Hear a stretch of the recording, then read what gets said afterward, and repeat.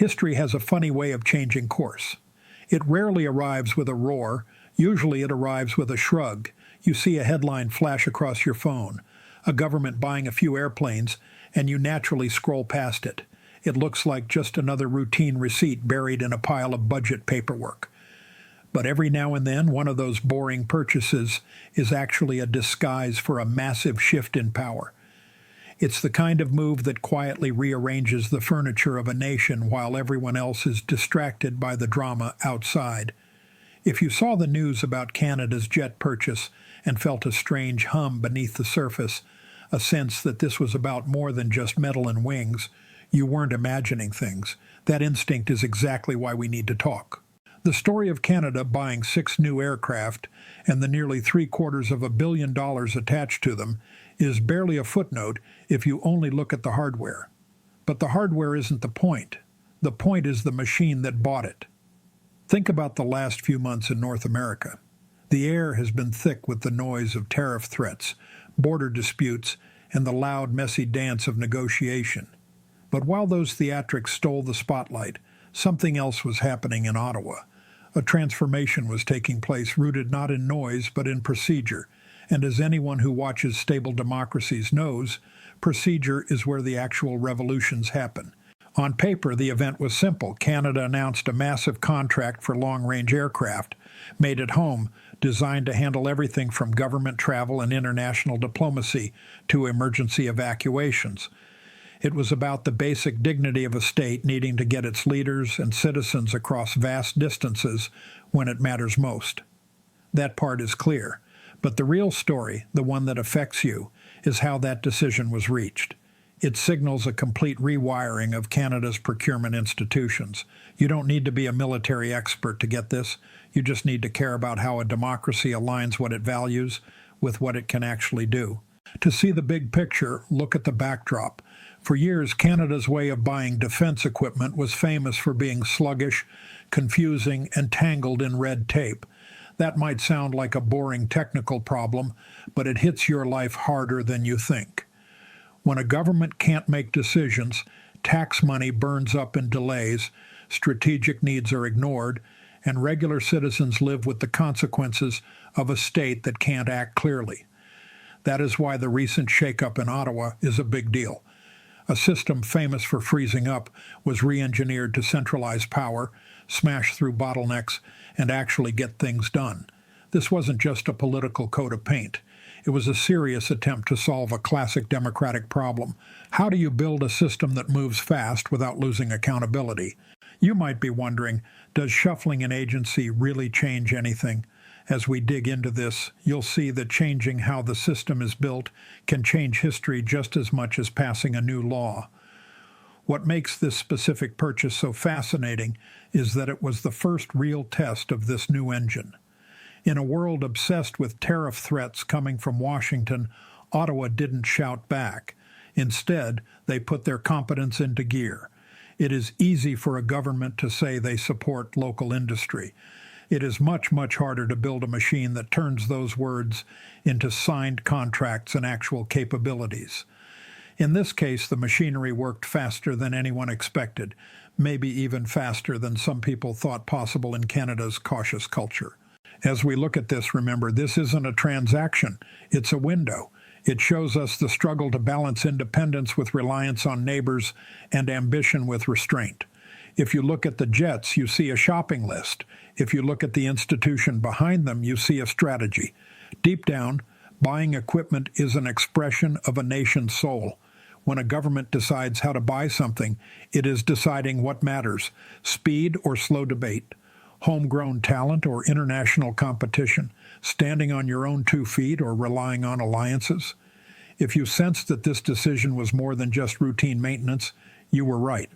While the pundits obsessed over tariff threats, Ottawa was quietly building a system that could turn national priorities into action before those external threats could even land. To understand the change, imagine the old system as a long hallway of closed doors. Every door required a signature, a meeting, or a negotiation.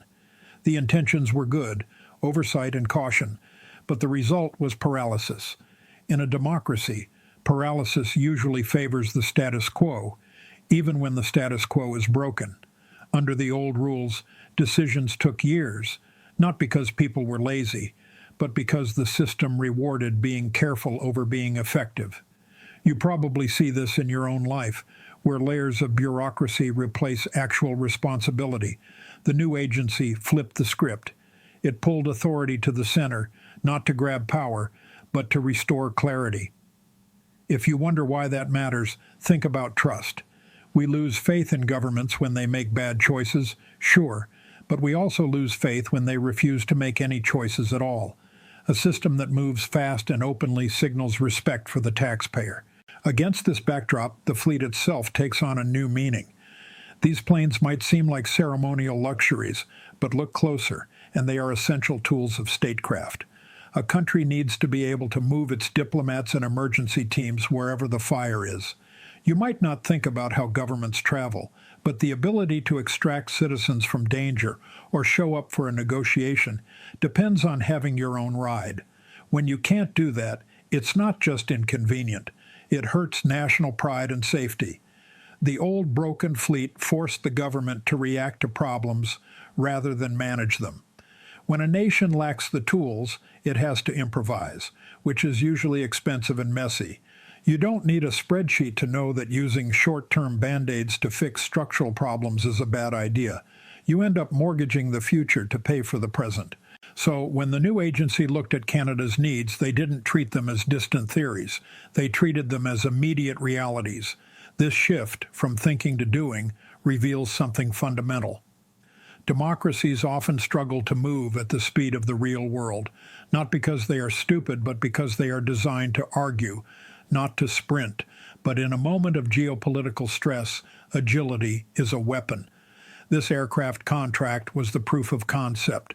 It proved the system could see a gap, weigh the options, and sign the deal in a time frame that would have been laughable a few years ago. You might ask yourself, is this the new normal or just a one-off?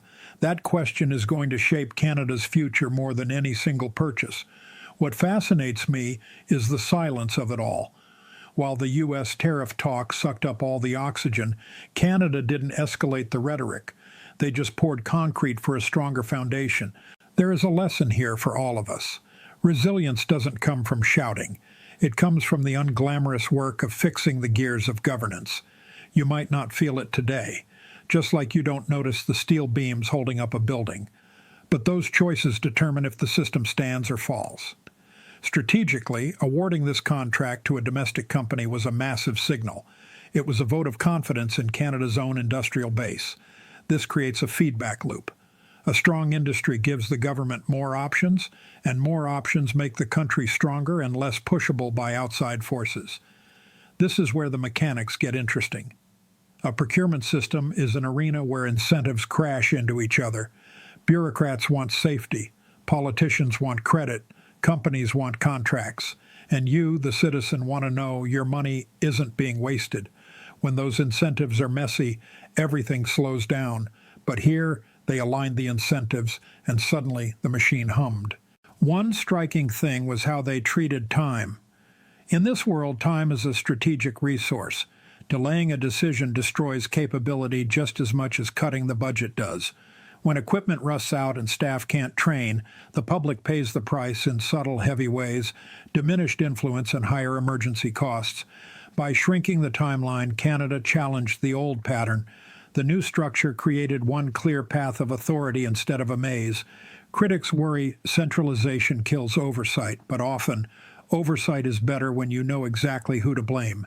If you've ever worked in a big, messy organization, you know how powerful it is when maybe is replaced with yes or no. This also changed the game for industry. For decades, Canadian aerospace companies lived in a fog, never knowing if their own government would back them. That uncertainty is toxic. It pushes companies to look elsewhere, weakening the nation's economy. By giving a major contract to a home team player and doing it fast, the government offered the most valuable currency of all, predictability. Industry thrives on predictability. Workers thrive on stability. And regions thrive when they can plan for the next decade.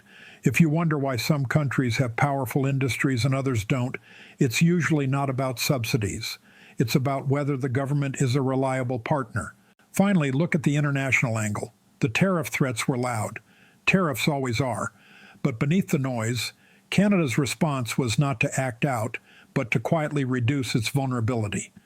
While Washington talked about leverage, Ottawa worked to make that leverage matter less. This is an old survival trick. Don't retaliate, just reconfigure. This turns a shopping trip into a constitutional moment. Constitutions are habits as much as they are documents. A government that fixes its internal processes is strengthening its constitutional muscle. For you, this matters because it means decisions are being made by strategy, not by panic. Even as the system sped up, it didn't lose its soul. A modern state has to balance military needs with transparency and cost. Speed wasn't the goal, alignment was the goal. You could call it a tune-up, but the results might be revolutionary. What I find most instructive, and I hope you do too, is the quiet dance between domestic politics and international posture.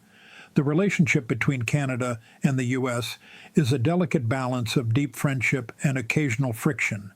When the bigger partner pushes, the smaller partner has to decide, yield, fight, or adapt. Here, adaptation looked like fixing the plumbing rather than starting a fight. This explains why the story barely made the news. It lacked the drama of a rally or a shouting match. But for citizens who care about the health of their democracy, this quiet story is the one that actually matters. When you pull all these threads together, it becomes clear this wasn't about aircraft. It was about a country deciding to trust its own spine. Canada signaled that it intends to meet its obligations with tools built at home, using a system designed for competence, not spectacle. And competence, while boring, is the quiet currency of sovereignty. For the engineers and civil servants involved, this is real life. Training programs, supply chains, and pride. For you, the viewer, it's a reminder that a healthy democracy isn't just about elections. It's about the machinery that keeps promises from turning into vapor. The lesson I keep coming back to is this. Institutions either rise to the moment or they leave the moment to chance. Here, Canada chose not to leave anything to chance. Amidst shifting winds and external pressure, it quietly strengthened the systems that help a nation navigate the dark. That isn't protectionism, it isn't defiance. It is simply the steady work of a country choosing to act with purpose rather than drift. And so we end where we began, with the reminder that the most important political stories are often hiding inside the ordinary. A set of aircraft, approved through a new process, stands as proof that democratic institutions can still adapt, still deliver, and still matter. What you make of that, whether it comforts you or challenges you, is part of your job as a citizen. My hope is that it encourages you to look a little closer at the structures that quietly shape your life. If you found this useful and want to keep exploring how politics, history, and institutions intersect beneath the surface of the news, I hope you will join me again. Share your thoughts and stay part of this ongoing conversation about the systems that bind us together.